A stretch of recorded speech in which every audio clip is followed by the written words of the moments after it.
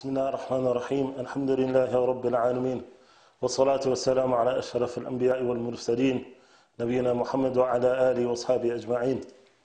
Alhamdulillah, my dear brothers and sisters, Allah subhanahu wa ta'ala, He blessed us that He made us of the ummah of the Prophet sallallahu alayhi wa sallam. And my dear brothers and sisters, Allah Jalla Jalaluhu, He gave us the best of creation, the Prophet Muhammad sallallahu alayhi wa sallam, the Ashraf al-Anbiya wal-Mursaleen, the leader and the head of the prophets and the messengers. And the Prophet sallallahu alayhi wa sallam, he had, a high himmah for Islam. He had a high himmah of worship of Allah subhanahu wa ta'ala and a connection of Allah Jalla Jalaluhu. And this is why when Sayyidina Fatima radiallahu anha, when she was about to give birth to her first son, the Prophet sallallahu alayhi wa sallam met with Sayyidina Ali radiallahu anhu, and he asked him, Ali, about his firstborn son and the grandson of the Prophet sallallahu alayhi wa sallam, what will you name this boy? And Ali radiallahu anhu, because he was mujahid, mashallah, he said Harb. So when Sayyidina Ali radiallahu anhu, when he said this, the Prophet sallallahu alayhi wa sallam, he said, no, bal ismuhu Hassan, his name will be Hassan. Because the Prophet sallallahu alayhi wa sallam, he told us we should give our children good names.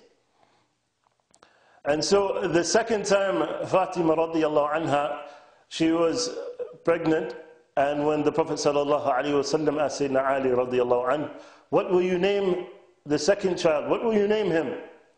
He said again Harb, because he wanted a mujahid fi sabilillah. And the Prophet sallallahu alayhi wa sallam, he said no, his name will be Hussein. And then once again the same thing happened. The Prophet sallallahu alayhi wa sallam, he asked Sayyidina Ali, when Fatima radiallahu anha was pregnant, he asked, what will you name him? And he once again said Harb. And the Prophet sallallahu alayhi wa sallam, once again he changed his name to Muhsin. And this child, he did not live for long. And so my dear brothers and sisters, Allah subhanahu wa ta'ala's Messenger sallallahu alayhi wa sallam, he had high affinity for giving khair and inviting to khair.